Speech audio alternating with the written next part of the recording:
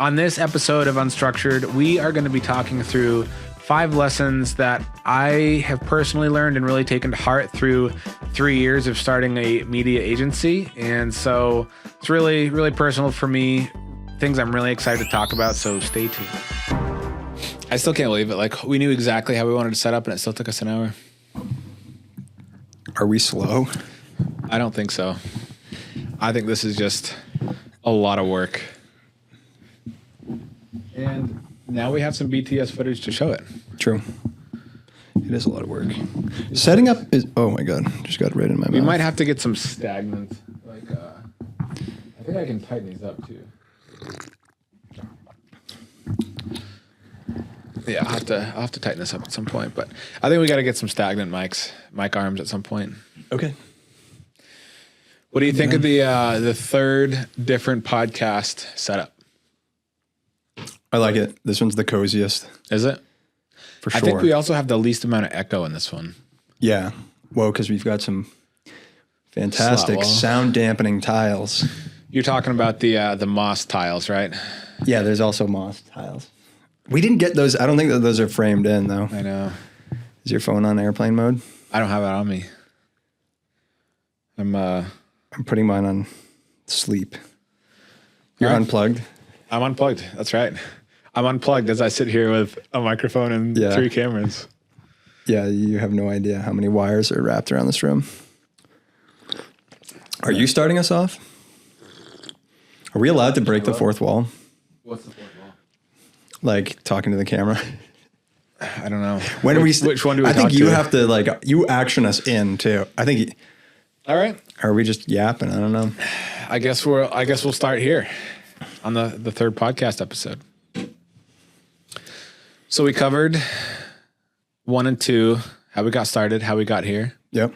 Now we're going to jump into some more specific topics.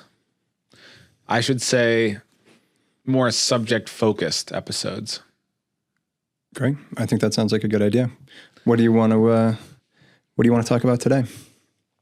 Well, maybe we share kind of we don't have anything formalized yet, but we have a couple episodes that we've planned, and we want to bring other people on the team on. We want to bring probably other people outside of the team on, continue to talk about the structure story and where we're going, but also bring people on to share their experiences and best practices and all things media agencies.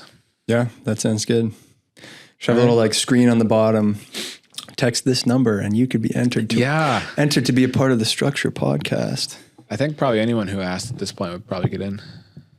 Yeah, don't tell them that. We don't have anyone lined up. They don't need to know that. Yeah. I am excited though. I think one of my favorite parts about the team is that there's shared perspectives. Yeah. And different perspectives. And absolutely. I already have some people in mind who I would love to just get on there and just chat with them. And I know so far it's kind of been more, you interviewing me, but at some point we're going to turn it around on you and other people on the team. I love talking about myself. Yeah. You'll set a record for an episode length. Most yapped. Most yapped. We'll trim it and we'll be like, all of a sudden Sam's mid-sentence and we cut to the next point. Yeah. No, that would probably be good, actually. There's just so many cool people, even some people that I've met. And I know, I still don't know very many people in the industry. So it'll be really cool, I think, to be able to bring other people on and just expand our knowledge and also be able to help share with whoever's watching. Excuse me. It would be interesting to Skype people in. Yeah. People from other states, other regions who are doing this sort of work. See what they have to say. I think we'll definitely, at least a couple people that I have in mind are not local, so we'd have to do that. Cool. I don't know how we're going to film that. There's a way. We'll figure it out. People do that. Yeah. If they can do it, we can do it. There's some sort of software. I feel like it's a lesson learned. Hey, speaking of lessons learned. Have you learned any lessons, That's David? What we're talking about today. Have you learned any lessons doing this? I've learned a lot of lessons. How much time do we have? I don't know. We haven't really been capping ourselves on how long these podcasts go. So that's right. This one's going to be no more than 30 minutes. Well, we're going to keep this concise. We need a clock in here. We gotta get a clock and we gotta get going. I think it'll be good. It's probably already been 20 minutes. I know. Of us trying to intro. Yeah. I thought for sure the last one was shorter, but it wasn't. No, it was like 50 minutes or an hour. All right. Well, we'll get into it today. Okay. Can I wait? Let me ask. Yeah. Let me start. Well, today's lessons learned. Were you gonna introduce the topic? I was gonna say that. Okay.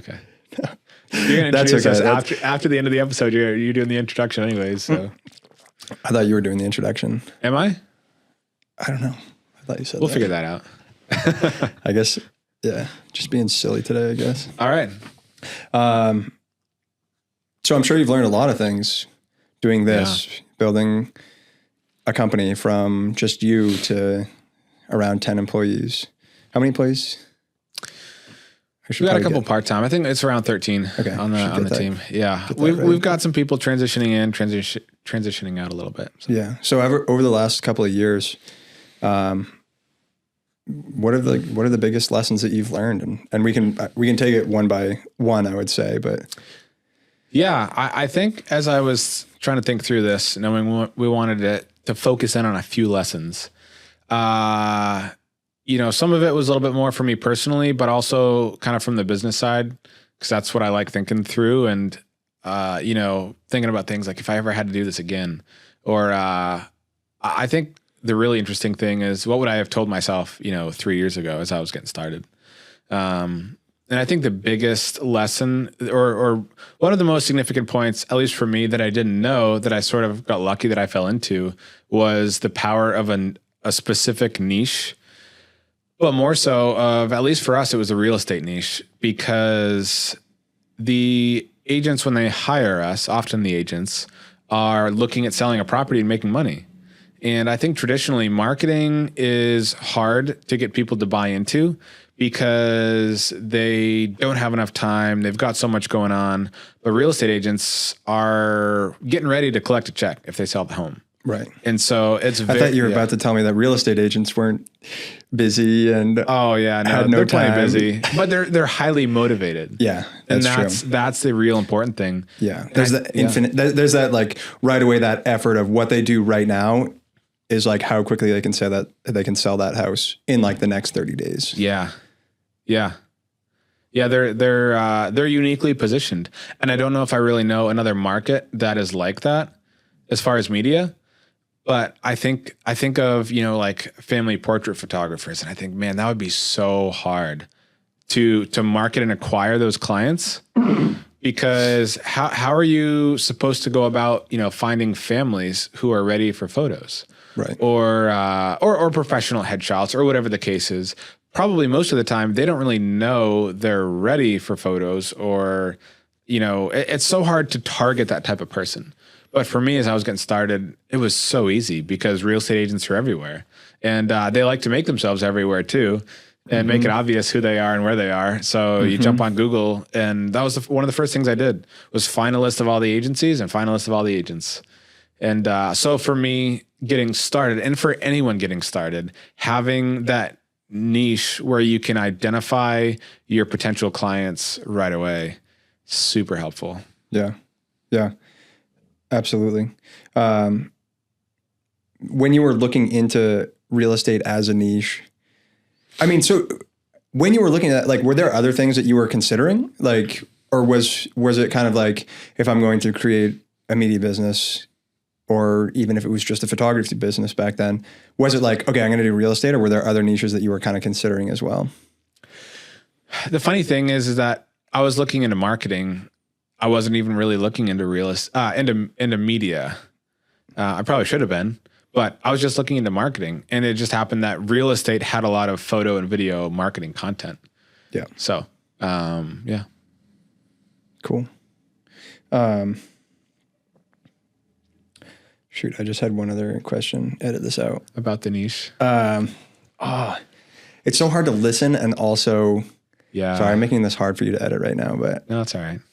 It's hard to listen and like have a question loaded. You're not a professional podcast host yet, Sam? Mm-mm. No, worse yet, I have like a squirrel brain. Oh, okay. Coffee's not great. It's good to me. Okay. I like it. 3, 2, 1, we're back. So how did, as your business grew and sort of developed from, starting a smaller niche on real estate, how has the niche sort of maintained throughout the growth of the business? Did you find yourself at times like wanting to move in different directions? Did you ever try different things? Like, I know that we now have some different services that do explore, they expand the niche. They don't go outside of the niche, they expand it. Yeah. Yeah. So I guess at first it was trying to say, how can we best serve the real estate agent and expand from there? And then I feel like we've kind of tried a few different areas, but even something like Airbnbs, again, that's hard to market to because you can't go solicit business on Airbnb. And they are not looking at the same type of financial return, right? They're not looking at a, $10, $20, $30,000 check. They are renting out their place and trying to understand, if it's going to make a difference. For anyone who's curious, I think it does make a huge difference for your Airbnb to have good photos. Yeah, absolutely. So anyways, so I think we slowly started kind of expanding. We've done some other work with some other like developers and homeowners and agents, mortgage brokers, and all that kind of thing. And then I think we tried to expand into social media specifically for agents. And that's tough. I think that's really tough. And that kind of goes back to that very first point of agents aren't as motivated to market themselves as they are when they have a listing. Yeah. Because it's very different. And again, I'm not blaming any of them because it's a very different approach to saying, how am I going to market myself versus how am I going to market a property? And so I think at least what we learned from that was, all right, if we're going to do more personal branding, it has to be a bit beyond just real estate and real estate agents. Yeah. Yeah, absolutely. Cool. All right. Well, you better find your niche. Yeah. Well, I guess even on that was, I think what we are sort of stepping into, which is outside of real estate, is we saw that a lot of what we are doing is very similar to personal branding. And so I think we're trying to move into the direction of social media content creative for service-based businesses. That's really what we're doing. Yeah. And I think after looking around and kind of poking some other areas and seeing where we want to go, I think that's really sort of, and I don't even know if I'd say that's a niche. I guess that is a niche, but it's sort of like expanding a little bit where we started.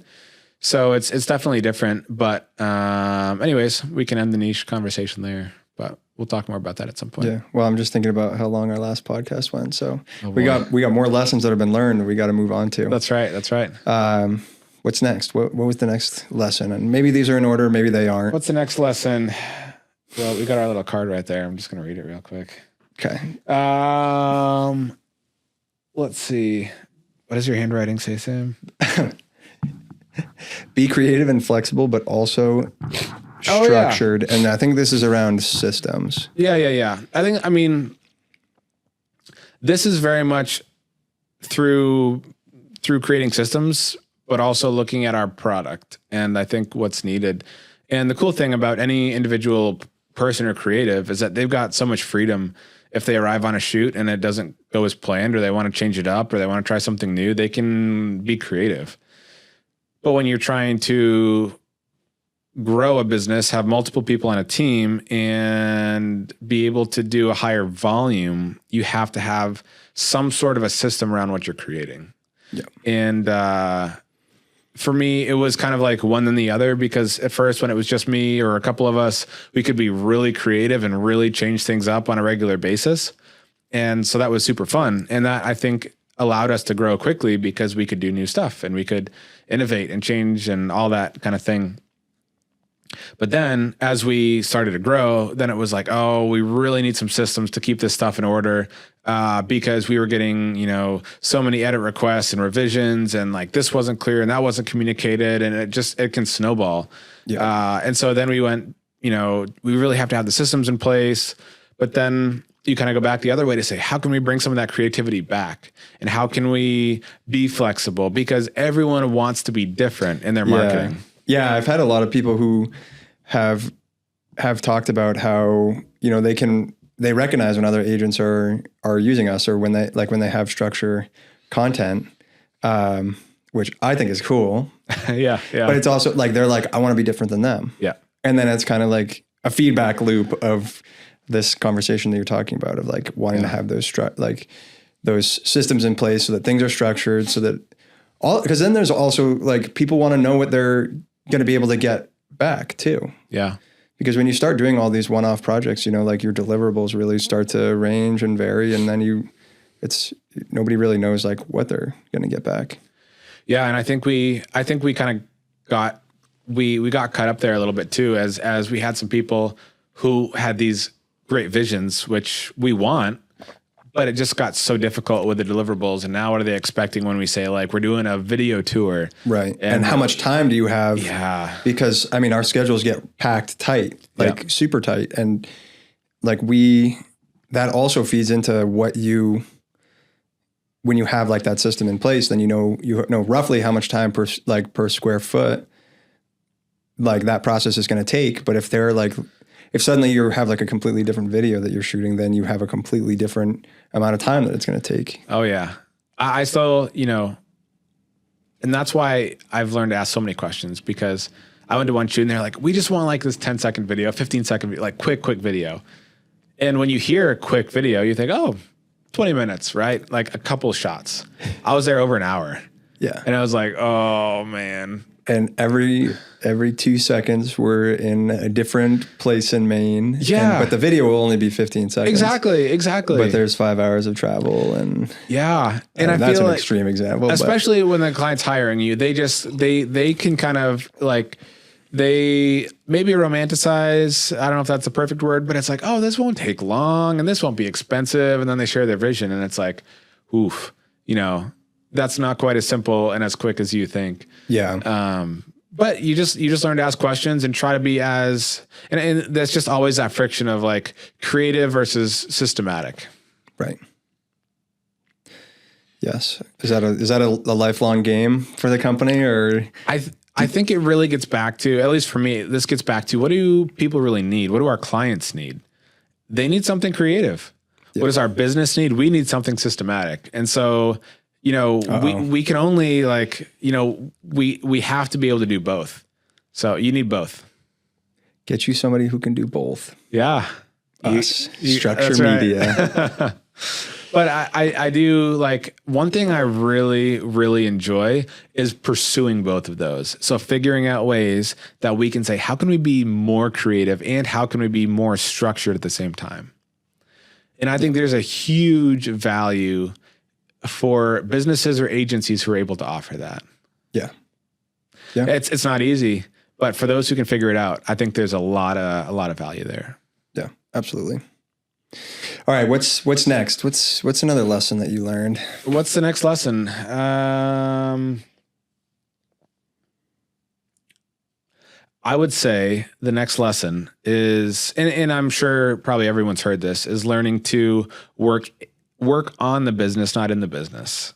What do you mean by that exactly? We struggled getting that one right beforehand. How are we going to say this? Invest in, work on. Yeah, I'm working on the business, invest in the business, not on the business. Work what? I think we figured it out. Run it back. Okay, all right. Say the tagline again. The third lesson is working on the business, not in the business. Yeah, and what do you mean by that exactly? I mean, being able to get some time somehow out of your day-to-day delivery, fulfillment, technical tasks to improving the business and improving the systems. Yeah. And so that would be the working on the business part. Working on the business. So working on the business is like moving it forward. Yeah. Doing the things that are going to simplify your process so that you can be more streamlined and more agile. Whereas working in the business, that's being out there as a shooter. Yeah. Or as a photographer. Yeah. Gotta be careful with that word, but yeah, we'll bleep that out. How long were you working in the business? still go out a few times, but this spring is really when I really tapered down the shoots. So 2.5 years. Yeah. And so what do you do with your, like, what does your time look like when you're not out shooting as a photographer? I can't even really tell you exactly. No, there's just so many Top things. Secret. Top secret. I really do feel like it changes day to day. And I feel like, my sole focus is what does the business need right now, most immediately to move forward. Yeah. And that changes a lot. Yes. When something goes wrong or if a client calls and says, hey, whatever, or I'm not happy with whatever, for me, it's almost like an immediate, what happened and how can we fix it? Right. And then there's like longer term goals of, how can we grow sales? What do we need to do for marketing? What systems do we need to improve? And I just feel like it's layers. And you're always, we're working on a new operating system right now. That should take us, for a long time, but eventually we're going to need to improve it as we expand. And so I feel like you're just kind of like hitting these milestones and then it'll work for a while, but eventually you need to revisit it. Yes. Yeah. But when you're not out in the field, then you can put the time and resources and effort into that to make those changes quickly rather than slowly. The funny thing is it sounds so simple. It's like, oh yeah, you just got to work on it. The near impossible part is when you're just slammed with work and it feels like things are going wrong and you feel like you have no time and you feel like you're just struggling and you realize that I'm only going to get out of this when I can spend some time to work on the business, but you're working, 10, 12 hours a day in the business because you got so busy or whatever the case is. And that's a real hard thing to get out of. Yeah. Yeah. Very true.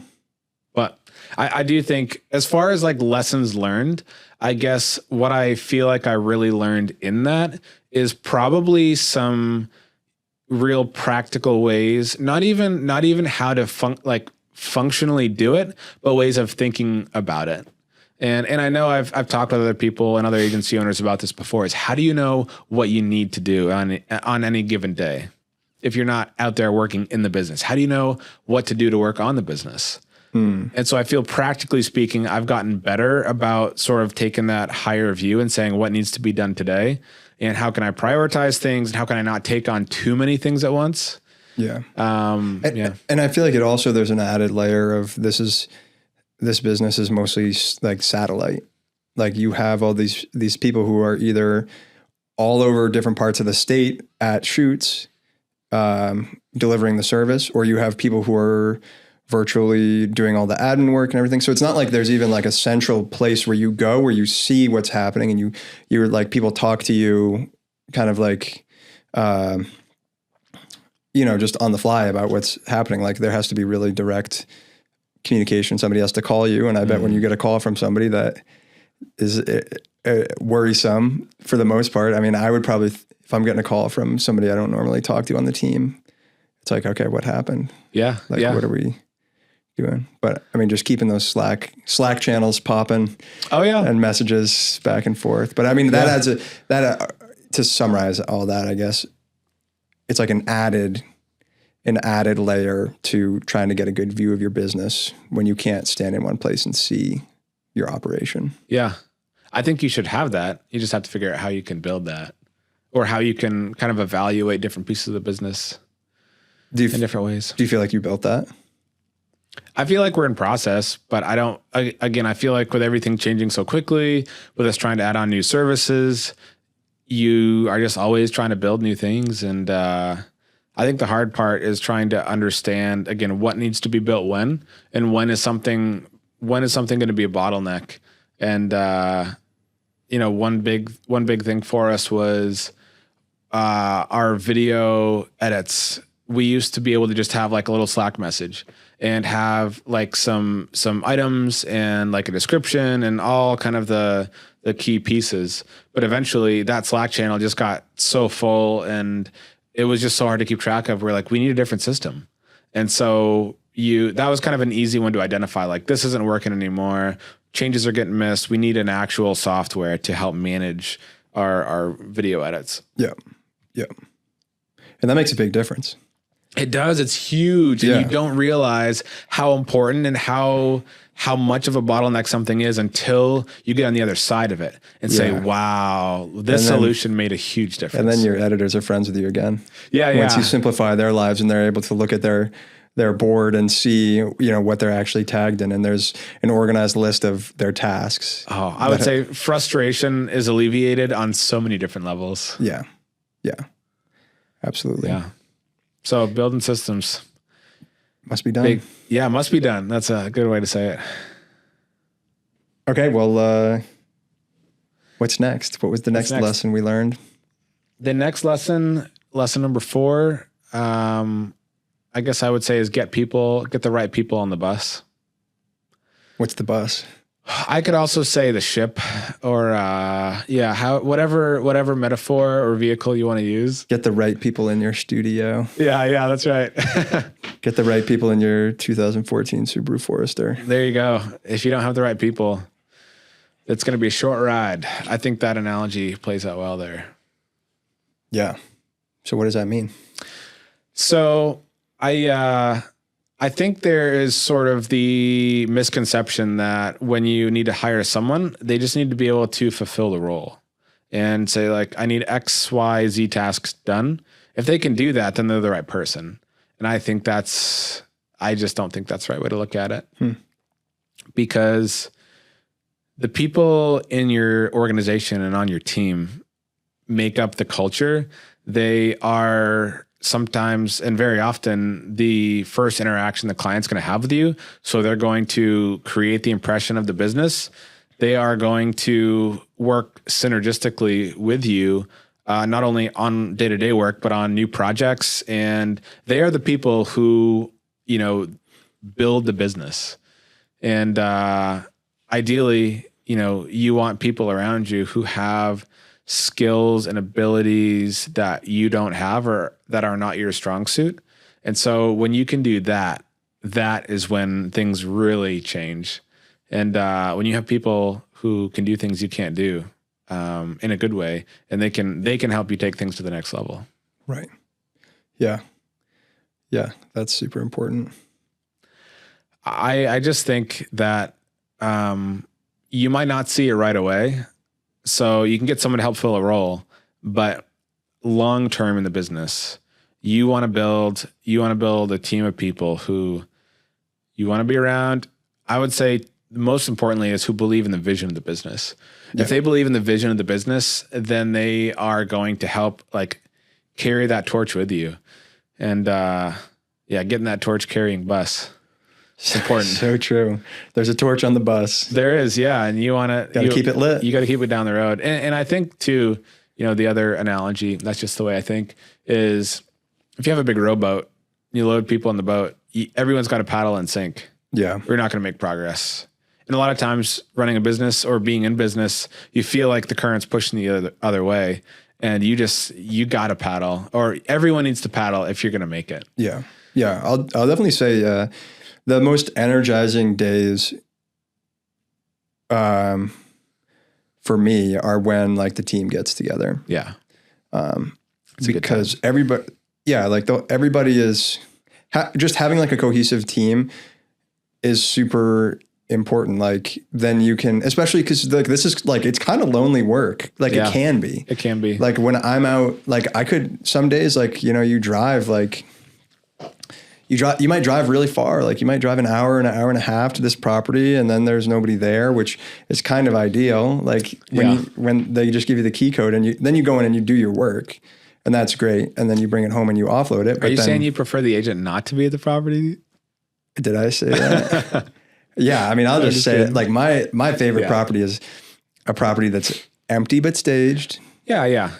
And I can just go in there and there's nobody. I mean, I actually don't mind if the agent meets me there, because a lot of times they can give you useful information about, right. I'd say you need to, especially if you're doing video work, I need to touch base with them regardless, because I want to know what they want to highlight and all of that. Yeah. But you can just go in and we're going way off topic. I agree now, with you, but I think the reason is like it makes the job so much easier when you have what you need and you can focus on getting the job done well. Yeah, because you can spend like 30 minutes walking around the property with the agent. Yeah. And I do it all the time. Yeah, and you love talking with them, and it's great for sure. But it's also not. You're also not getting the work done. Yeah, and you have another shoot that's scheduled right after. So, anyways, the days can get kind of lonely. So, getting together with the team, having our team meetings where you can chat and you like remember that everybody else is out there doing like the same thing and they're going through like similar experiences and like, you know, hearing about different ways that people are, you know, putting their energy into the business and moving it forward and all that. And just, you know, the camaraderie of it is awesome when you have like that solid bedrock team. I think that's a good thing because if you told me those are my least favorite days when we all get together and I have to be around other people, that'd be bad. That'd be bad. So I think that's a good sign. But I remember those days of like, man, this is lonely. And then when Jake Sarantino came on the team, we would call each other almost between every property. Yeah. And we just chat because we were in the same boat together. So it helped a lot. That's one of my favorite pieces of not doing this by myself. Yeah. So true. I used to call my sister between shoots and then she got she wouldn't work during the daytime that often. Or she had like alternating schedules. Now she works 9 to 5. So can't call her anymore. But it's nice to have someone to call. Yeah. I really do. You know, I think businesses are so much stronger when there's a team of the right people. Very important. And because that's the other thing is like having a team member who you don't like being around is super tough. Yeah. Or that you feel like doesn't have the best interest of the business in mind. Yeah. It you can tell like it emanates. Yeah. But and I do think, at least for me, part of the vision was having a team where we can be stronger together than one person can be on their own. Absolutely. And absolutely, I'd like to think we're there. Yeah. Yeah. And it helps. That's right. But it only works if you get the right people on the bus. Get on the bus. Not you, but you can get on the bus. I will say, even just from my standpoint of you know, being, I guess you'd say, the team leader. For me, it's so encouraging having good people around you. Yeah. And I just don't think there's any other way to do it. Like, yeah. How does that reflect on like when you're hiring? It's tough. Really be careful. Really tough. Yeah. Really tough. Because you know it's going to impact the entire team. Yeah. And it's really hard because if you hired someone who wasn't the right culture fit and they still did the work, but it was like, I just don't think you're really adding to the team. That's hard. Like, how do you get someone out of that place? Yeah. Because you can't say, well, you're not doing your job, I guess we got to let you go. It's like, I just don't know if you're the right fit. Like, you're not bringing value. That's not that we haven't had to do that, thankfully. But that's what you play defense against when you're hiring. Absolutely. And just taking that extra effort. And it's, I imagine it's challenging when you are like, especially like if you're slammed and you should have been hiring like a while ago, or you've been trying to hire in preparation for these busy times and the right person hasn't come along, you know, it's enticing to want to just get somebody on who can get the work done. Yes. And that's where you get yourself in trouble if you ignore the red flags that if they didn't pass the high level vibe check at the beginning, but you need somebody to do the work, which anyways, I'm kind of creating hypotheticals, but just driving home that the importance of the team and who we bring on, and it's everything. The last point I'll say there, trying to dig a little deeper into those specific people, like what it means to get the right person on. I think for me, even besides just someone who can do the photo video work, the work of the creative specialist, we call it, is the person who can treat clients right, the person who can communicate well, the person who can whatever else, because you don't necessarily think of that as an important piece of the role when you're thinking of like, what is the job that needs to be done? But that is so important when you think of the whole client experience. You can teach somebody how to use a camera.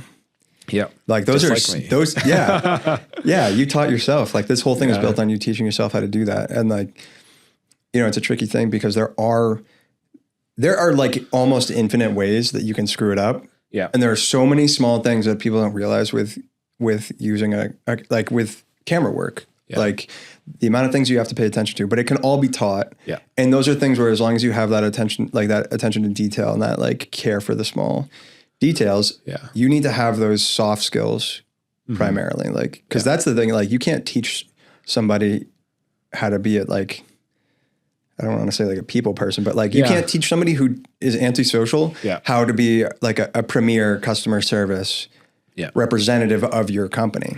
Right. But you can teach somebody who does that how to use a camera. Yeah. I would say there is a little bit of a creative eye for sure. True. But I think those skills are like you said, it's so much easier to teach those, generally speaking, than it is like for someone who wants to be around people. Yeah. But that kind of gets us into our last point, which again, we'll touch on both for a second here, which for me was figuring out what the client really wants. And I think it's easy to say, well, if you're doing real estate, they just want nice photos. No, they want someone they like to work with. They like someone who's easy to schedule with, and they like someone who's going to help them out and be on their team. Yeah. And along with that comes good photos. So True.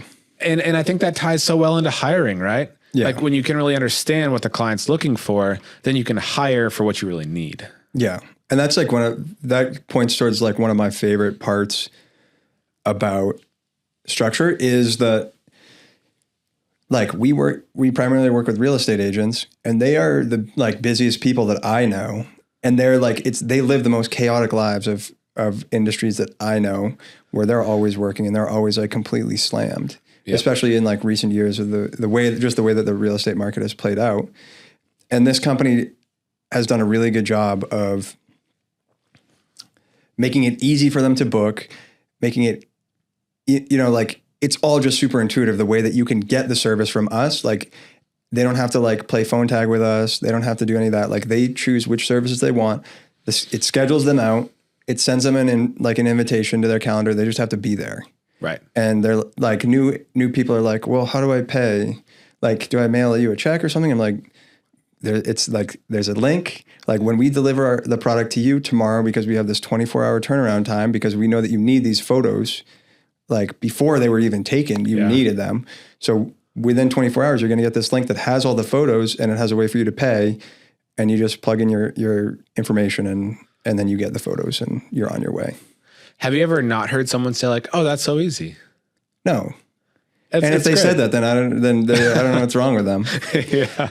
Because it doesn't get easier than that. And that's I feel like that's a big part of identifying, like that's a big way that you identified what the customer, the client, like our target audience like really needs, or one of the things outside of photos. Yeah. I guess this is a little besides the point, but I was never a fan of sales, and earlier experiences in my career taught me that I don't like to sell. And so I thought, well, if I'm not going to sell people something, if I'm not going to go try to convince them what I have to offer is right for them, I just need to make sure I'm doing what they really want. And so it didn't take long for me to realize they need to be able to book with someone easy and quickly and get things quickly and all those kind of things. So I really did the best I could to say, all right, we're delivering photos. What are the pieces on either end that we can optimize? Yeah. Yeah. So that's part of it. But, you know, one of the things I realized early on too, I went to a shoot and the place was not ready, which again, happens. That never happens. I know. This must crazy. be the first one ever. Mm-hmm. First property I ever went to that was ever not ready. And there was a railing sitting on the ground. And the agent was like, oh my gosh, like the seller said they'd have it up. They said it was fixed and it's not fixed. So what are we going to do? And, the agent, wanted things to look good, which I can appreciate. And so we were trying to figure out what are we going to do? And I said, well, I guess, I can try to help you put it back on the wall. And so we just took a few minutes and we found some tools and got it on the wall where it could stay in place, at least for us to take pictures. And so that was a very memorable experience for me because I thought, I guess if real estate agents are going to do whatever it takes to get the job done, then I have to do that as well. Because again, that's what they need. Yeah. So yeah, I'll put up a railing and everything else under the sun. I'm sure we could talk for a long time about that. Yeah. Carry something heavy for them, put up a railing. Yeah. Do whatever. What comes to mind for you? Some of the craziest things you've done at a property? I was at one property and with an older gal who was selling it, and there was a 1980s like Dodge pickup truck that was a manual, and she was like, I don't know how to drive that. And I was like, we need to have it moved. And she was like, then you drive it. And I was like, I would love to. Wow. Yeah. So I got to take the old 80s. I think it was like a V10. Wow. Which I don't think they like do trucks like that anymore. Wow. They like do turbos and crazy. Whatever. But so not that I drove it far or anything, but like, yeah, of course I'll move your truck for you and put it in the garage. Like that's not a hard one. It was just a memorable one. And I was like, are you selling this? Because I kind of want it. But I mean, there's like a lot of moving things, and I'm happy to move stuff. Like, they're like, no. Like a lot of times, like they're very conscious of our time. Yeah. So they're always like, no, it's fine. Like, this is not what you're here for. And it's like, yeah, but it is what I'm here for. Yeah. Unless it's really gross. Yeah. Like I don't do gross stuff. That's like where I draw the line. Like I'm not gonna do gross things. Oh man. In like a tenant occupied home. Yeah. Like, yeah. I'll lift something super heavy for you. I'll drive a car. Yeah. Man, some of those grungy bathrooms are the worst. I leave that to them. I will say the biggest thing I've ever had to help move was we got to a house and the roofers, I think it was the roofers or the siding people, had just been there to move to do all the stuff at the house. Mm-hmm. They didn't pick up their staging. So it was like piled in front of the house, like 5 feet high. Staging? Yeah. What is that? Staging, like what you put up outside of the house so you can climb up and either do the roof or do the siding. Okay. Yeah, so a whole bunch of staging. And she was like, can you Photoshop this out? I was like, I don't think we can. I'm sorry. I'm very, very unsure on the results there. And so we kind of talked about it for a couple minutes, like angles and this and that. And then I'm like, I just think we just have to move it. And so we spent 15 minutes lugging up a whole bunch of heavy staging. And I just feel like when you're willing to go the extra mile, clients never forget that. Yeah. Yeah. So true. So, point 5, we'll talk about this just for a couple minutes. Figuring out what clients really want. And that's kind of what we talked about too. Wasn't that what we were talking about? Well, we were talking about getting people on the bus, and then we transitioned to like, what do people really want in real estate? But I guess like this is just a larger point. This is a big lesson, I think, for me, was just, it is about what people want. It's not about necessarily the deliverable you advertise. And I think that's still something that I'm still trying to figure out. Like, what do people really want? And I think, especially in marketing, that's always shifting a little bit. Yeah, which is hard. And everything's a moving target. It is, which is fun, but also very frustrating. Yeah, makes me think of Wii Sports Resort. This is a deep cut. Wow, where there's an archery game. And on the hard levels, the target moves back and forth, and there's wind speed. So the target's moving like that, and the wind speed's moving like that, and you gotta bend it like Beckham and hit your target. That's a great visual. So those who have played that game know.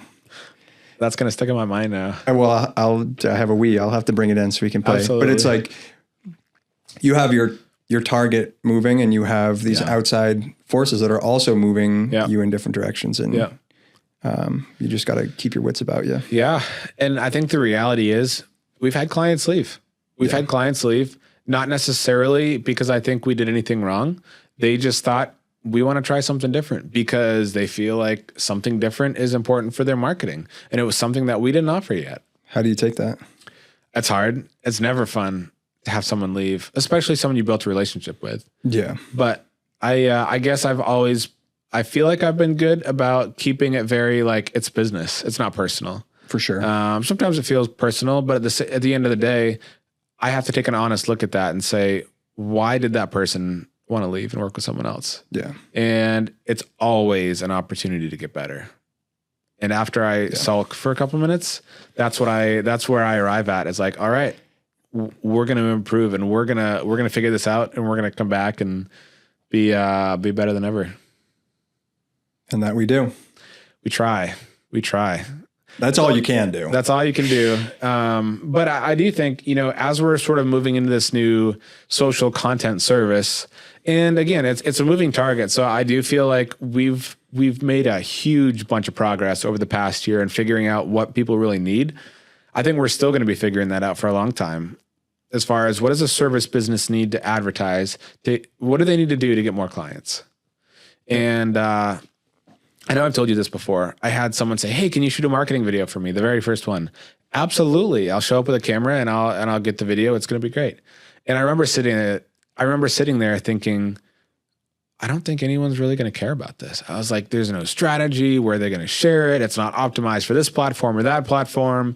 And that was the first time I thought people really need someone to help them figure out what to say and how to say it. Yeah. Yeah. That's a big thing when you strategy. don't think that, if nobody cares about it and that when you're making it, makes it hard. Yeah. And then you're like, whoa, this is a great opportunity for me to come in with some strategy and change the game. I feel like that has been a huge piece of what we've done in all of our business is how can we play that strategic role for all of our clients? Yeah. And I think that's just the nature of social media is that it's changed. It's gotten shorter. It's gotten more concise. Attention spans have shortened up. And I think overall, the social media landscape is just more competitive. Yeah. If it's more competitive, you have to be smarter and you have to be able to stand out somehow. Yeah. You have to give people what they want. You better. Yeah. Or else. They're not going to listen to you. They're not going to care about you. Yeah. And everybody wants to be cared about. That's right. Well, I think that rounds out point 5 is figure out what your client really wants. And so for me, that was like, if there's anything I could give like to my, 4 years ago self looking at doing this, those are the 5 points. And I really believe if someone out there is like, I want to start a business and I want to get started and whatever, like if you're doing those things, I don't think you're going to fail or fail for very long. Like if you're always trying to make progress in those areas, I feel like the only people who really fail are those who stop trying. And I know I'm not the first to say that, but there's always ways to get better and improve. And that's still, how I approach it. It's like, I never feel like we've made it. It's always, how can we keep going and offer something better and, serve our clients? Yeah, absolutely. Yeah. Onward. All right. That's it, I guess, huh? I bet we still did 50 minutes. 50 minutes? No way.